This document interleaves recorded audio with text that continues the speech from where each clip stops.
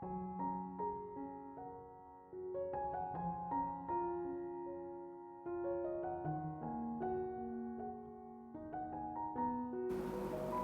Ibu, saudara-saudari, adik-adik kaum muda yang terkasih, Shalom, berkah dalam.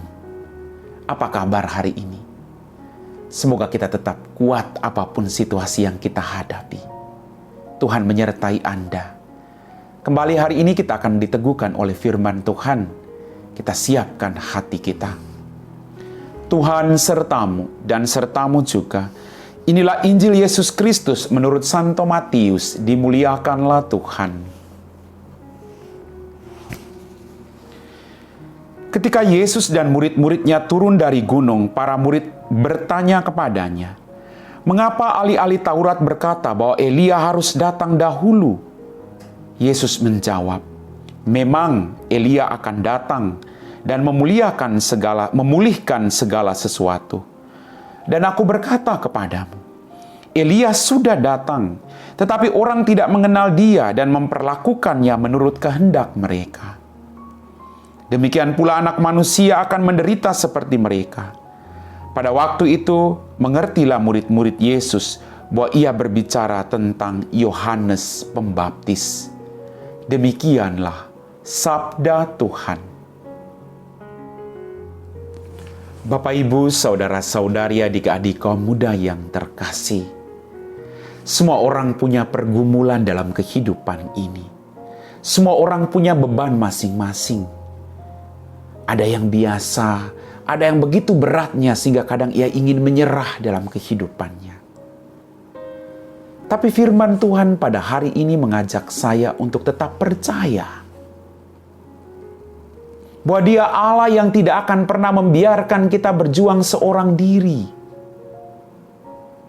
Apakah kita mampu melihat kehadiran Allah dalam kehidupan kita, baik dalam kegembiraan maupun dalam penderitaan hidup kita?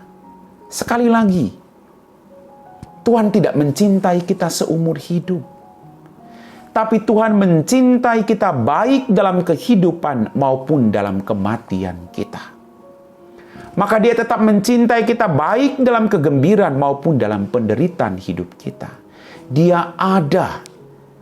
Persoalannya, apakah kita mampu melihat Dia di balik semua pengalaman itu? Lebih mudah orang melihat kebaikan Allah, bahwa Allah sungguh baik ketika Dia mengalami situasi kegembiraan. Tapi apakah orang mampu melihat kebaikan Allah ketika Dia menghadapi situasi-situasi sulit? Bahwa Allah tidak pernah meninggalkan dia. Bapak, Ibu, adik-adik kaum muda yang terkasih. Coba kita kembali ke pengalaman hidup kita masing-masing. Ketika kita menderita, ada saja tangan-tangan kasih yang menolong kita. Kalau kita masih bisa bertahan hidup sampai hari ini, itu karena kemurahan hati Allah. Dia sungguh hadir, Dia sudah datang, Dia tinggal bersama-sama dengan Anda dan saya. Tapi mampukah kita melihat peristiwa iman itu, bahwa Dia Allah yang baik, Dia Allah yang setia, apapun yang sedang kita hadapi? Mari Bapak Ibu, buka hati kita, agar kita mampu melihat Tuhan dalam semua situasi hidup kita. Tidak hanya dalam kegembiraan, tapi juga dalam penderitaan hidup kita. Karena Dia mencintai kita, dan Dia tidak akan pernah meninggalkan kita. Amin. Bapak, Ibu, saudara-saudari, adik-adik kaum muda yang terkasih, kita semua telah diteguhkan oleh firman Tuhan. Mari kita siapkan hati kita untuk berdoa. Dalam nama Bapa dan Putra dan Roh Kudus. Amin. Tuhan, terima kasih untuk semua rahmat-Mu. Ampuni dosa dan kesalahan kami. Pada kesempatan ini Tuhan, kami berdoa bagi mereka semua yang saat ini sedang bekerja sampai detik ini. Berikanlah mereka rahmat kesehatan. Jauhkan mereka dari segala mara bahaya. Dampingi mereka dalam pekerjaan mereka Tuhan. Dan berikan mereka rezeki yang secukupnya. Tuhan Allah Bapa kami dalam kerajaan surga, Berkatilah juga orang-orang yang sedang punya pergumulan beban berat dalam hidup mereka. Tolong mereka. Jangan biarkan mereka sendirian. Dampingi mereka Tuhan, agar mereka tidak menyerah. Tapi mereka tetap bertahan dan boleh merasakan kerahiman dan belas kasih-Mu. Tuhan, berkati kami semua. Kau tahu siapa kami. Engkau tahu apa yang kami masing-masing butuhkan.